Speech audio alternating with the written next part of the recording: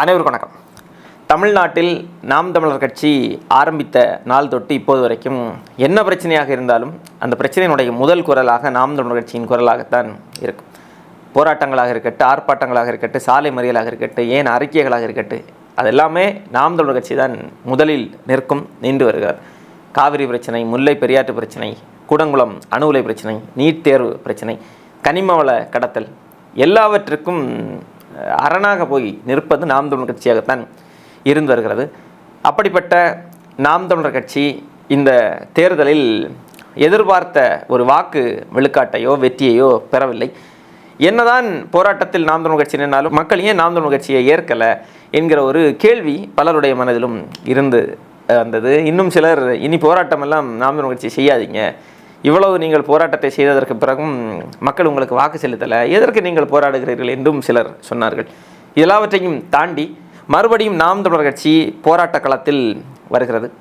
கன்னியாகுமரி மாவட்டத்தில் மிகப்பெரிய அளவிலே ஒரு கண்டன ஆர்ப்பாட்டம், ஒரு மாபெரும் கண்டன ஆர்ப்பாட்டத்தை முன்னெடுக்க இருக்கிறது. ஏற்கனவே உங்கள் எல்லோருக்கும் தெரிந்திருக்கும், நம்ம தொடர்ந்து பேசி வருகிறோம். இந்த ஐஆர்எல் ஆலையினுடைய செயல்பாடு, அந்த ஐஆர்எல் ஆலை ஏற்கனவே கன்னியாகுமரி மாவட்டத்தில் மிகப்பெரிய பிரச்சனையை ஏற்படுத்தி வருகிறது. அதனுடைய கதிர்வீச்சினுடைய தாக்கம், புற்றுநோயினுடைய தாக்கம், இந்த கடற்கரை கிட்டத்தட்ட கடற்கரையை பல இடங்களில் அழித்து விட்டது. கடற்கரையே இல்லை பல இடங்களிலும். இப்படி அதனுடைய சூழலியல் பிரச்சனைகளை நம்ம நிறைய சொல்லிகிட்டே போகலாம். நம்ம தொடர்ந்து பேசிட்டு தான் வரோம். இந்த ஐஆர்எல் ஆலை ஏற்கனவே பாதிப்புகளை ஏற்படுத்தினது போதாதுன்னு சொல்லி கூடுதலாக ஒரு 1144 ஹெக்டேர் நிலத்தை அவர்களுக்கு ஒதுக்கீடு செய்து ஒன்றிய அரசு அனுமதி கொடுத்திருந்தது. ஒன்றிய அரசினுடைய அந்த அனுமதிக்கான கால அவகாசம் இந்த 5 ஆண்டுகளோடு, அதாவது 2001 2026 வரைக்கும் தான் இந்த அனுமதிக்கான கால அவகாசம்.